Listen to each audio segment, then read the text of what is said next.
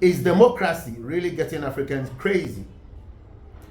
Could it be that democracy is okay, but Africa just needs better leaders?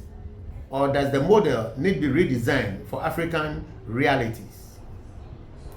Better still, does Africa need to go back to its ancient times and check how the Mansa Musas and the rest served African people and became great? Well, could it also be that progressive revolution, where democracy will be the end result, could be right? What do you think? Let me know your mind in the comment section. Please subscribe, like, and share for more people to get the awareness. Well, before we get in deeper, greetings and welcome. My name is Seboy. Thank you for being here to listen to good news. Well, Britain got its wealth long before most people could even vote. Its industrial revolution from the late 700s built factories, railroads, and global dominance, fueled by Caribbean slavery, Indian textile destruction, and African resource extraction. In the 1800s, only 3% of adults property-owning men could vote. America's story is severe and crude. America industrialized on slave labor and built on bondage. The US Constitution endorsed slavery, and its economic development relied on enslaved African labor. Voting was limited to white property-owning men, and Jim Crow's law blocked most Africans until the 1960s. Same as Europe, universal male suffrage came in 1918. Limited democracy at home and authoritarian extraction abroad in colonies like India, Kenya, Ghana, and Nigeria, to name a few. France colonized part of Africa under dictatorship and extorted African wealth. Not a single wealthy country developed under the true democracy they claim. They all acquired their wealth long before the universal suffrage. Yet the IMF and the World Bank demand African countries to follow the rules they never followed. When Africa tries to develop, Africa is told, you must democratize to develop. Democracy must come first before development. Meanwhile, the West industrialized without their so-called democracy, but with violent consolidation and elite control.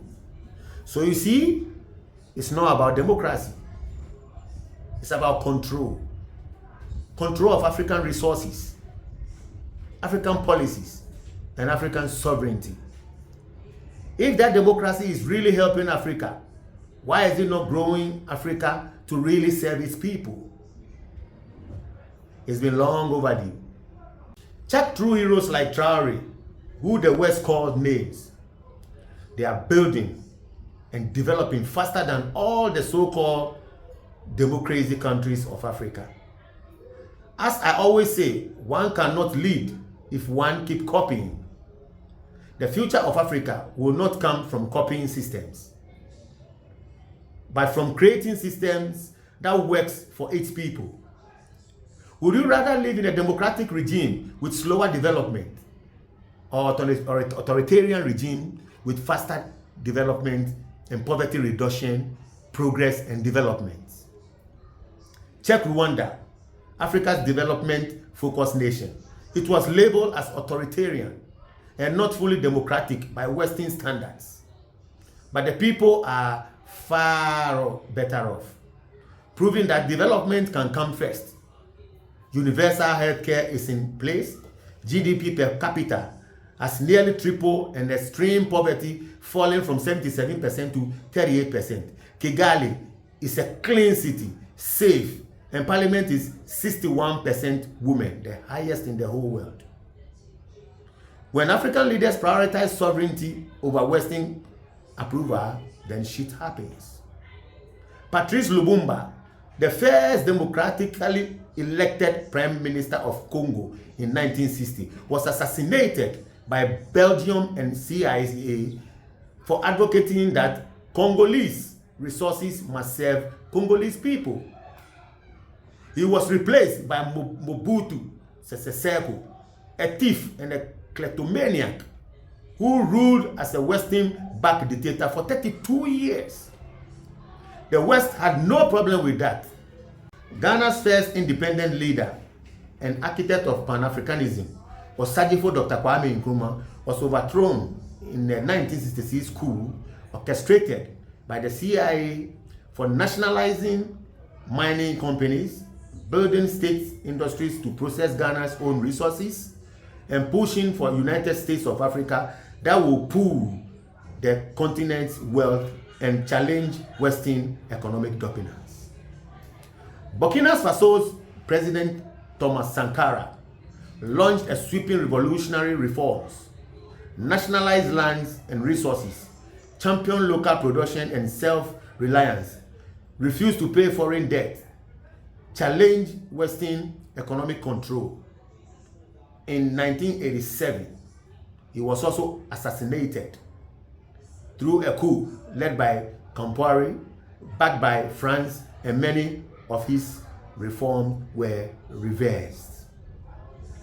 Muammar Gaddafi of Libya was killed by NATO for trying to unite Africa, do away with the foreign currency to create gold-backed African dinar, which threatened Western monetary hegemony, particularly French influence in Africa. Democratic authoritarian leaders who serve Western interests are okay. But when you prioritize African sovereignty, you risk removal or death. Double standards, right? Who else do you know who prioritize African sovereignty and pay the price? Comment below and subscribe if you have not. Their democracy only allows them to organize coups, murder, or topple governments around the world, or sometimes wait for the next term to install and control their puppet leaders imposed on Africa, to destroy all that the Pan-Africans or the good leaders around the world have built for their nations and citizens. When they find it tough to break through, they impose sanctions, which have killed more people than the gun. It's terrible how greed and power can let people commit heinous crimes against humanity. The same lives the West claimed to protect in another sovereign country. Do they have souls? Do they sleep soundly at night? Who made them the world police? This, for decades, happened in Cuba, Venezuela, Libya, name them. They allow sanctions to cause deaths, create so much hardship for people to rise against their governments and leaders, all in the name of their selfish interests. What a people. They said democracy will save us, and that if we don't vote, we are electing the wrong people. So under harsh conditions and scorching sun, both the weak and strong, great and small, queue in the long serpentine line, hoping that things will change, but rather the worst. The only thing that changes is a compromised Western puppet face in power. Politicians enjoy all the booty all the time, fleecing and making fun of the populace. One brother in the ruling party, the other sister in opposition. Them belly full, but we hungry. Them say tighten your belt, but we don't even have belt to tight. Lives getting lost, accidents increases, bad roads and infrastructure, food scarcity, homelessness, slave mentality, education system they impose on us. Do you think compromised leaders need to come out openly to their people? Let me know in the comment section. Africa has all it takes to be number one, but still trailing behind, falling and crawling, a continent rich in resources, but impoverished and poor in accountability. A people full of potentials, but trapped in cycles of leadership that never truly leads. Is it because you've been compromised? Mr. Puppet, come out and apologize to your people. They will forgive you. Then change your course for the betterment of the people of Africa. The Western democracy is a trick used to control African countries, forced through loans, aids, and investment, tied to the so-called democratic reforms which they never follow themselves. They built their foundations under systems that were not democratic. Countries that successfully developed after the World War II did so under authoritarianism and single-party regimes, not competitive democracy. But when the African prioritized sovereignty and development over Western approval, they are often removed or killed. The democracy first demand isn't about helping Africa develop. It's about keeping a grip firm on Africa to ensure it never develops independently. My country, Ghana, transferred power peacefully for decades. Botswana maintained strong governance. Namibia has solid democratic culture.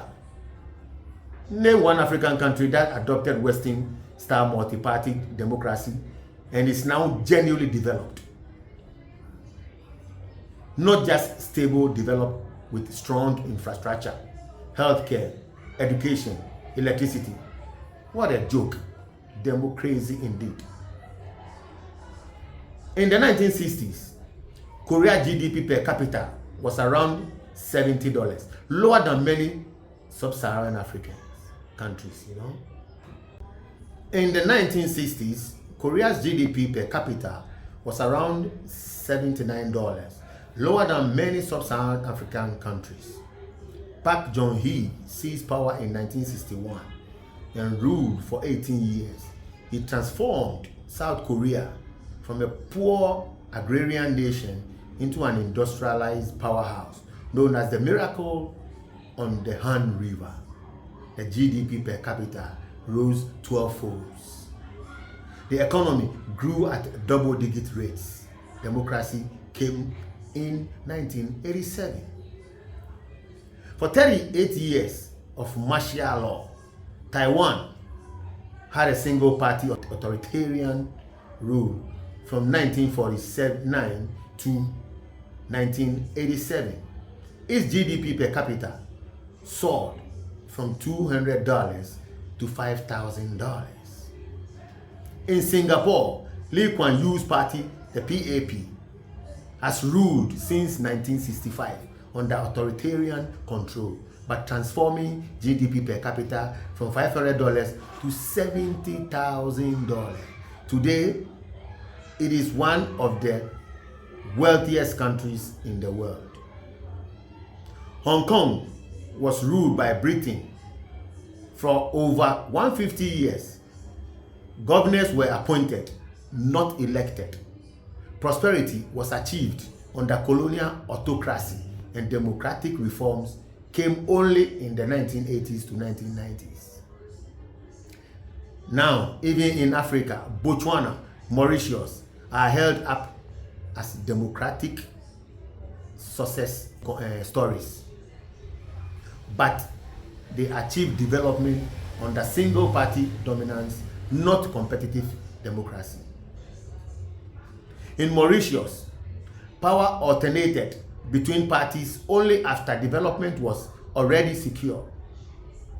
India and China used to be poor with GDP per capita around $300 and hundreds of millions in extreme poverty.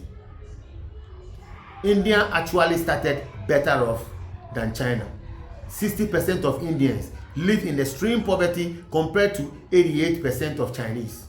Fast forward, China lifted 800 million people out of extreme poverty, slashing the rate from 88% to under 1%. Wonderful. And GDP per capita soared to about $13,000. India dropped 60% to roughly 10%. Rare progress. Yes, but about 130 million people, roughly the size of Japan's entire population, remain in extreme poverty today, and its GDP per capita is about $2,700. Under authoritarian China, hundreds of millions escaped poverty in one generation. Under democratic India, progress was slower. So, would you rather live in a democratic regime with slower development or authoritarian regime with faster poverty reduction, development and progress? Africa has what the world needs: cobalt, lithium, copper, oil, uranium, gold, name it. All critical for global green energy and technological development in the 21st century and beyond. If African countries achieve true sovereignty and development, they could demand higher prices, process resources domestically, build their own resources, and form cartels to control supply. Every one of these outcomes will reduce Western wealth, power, and influence that they cannot stand. That is why they need the guise of the good governance paradigm to keep African governments dependent on the drip of hate. Economist Hajun Chang calls this kicking away the ladder. The West developed using protectionism and state intervention, and once they get to the top, they kick the ladder away, demanding now that everyone else follow free market and democracy, the very opposite of how they got there. Let's be clear, the evidence is undeniable. No Western country developed under the democratic system now demanded of Africa. China, South Korea, African leaders prioritize sovereignty. Lumumba, Dr. Kwame Nkrumah, Sankara, Gaddafi were removed, while compliant, extractive leaders got Western support. The democracy first demand isn't about helping Africa develop, receiving such eye-opening truths. Jobless, nothing less, it is well.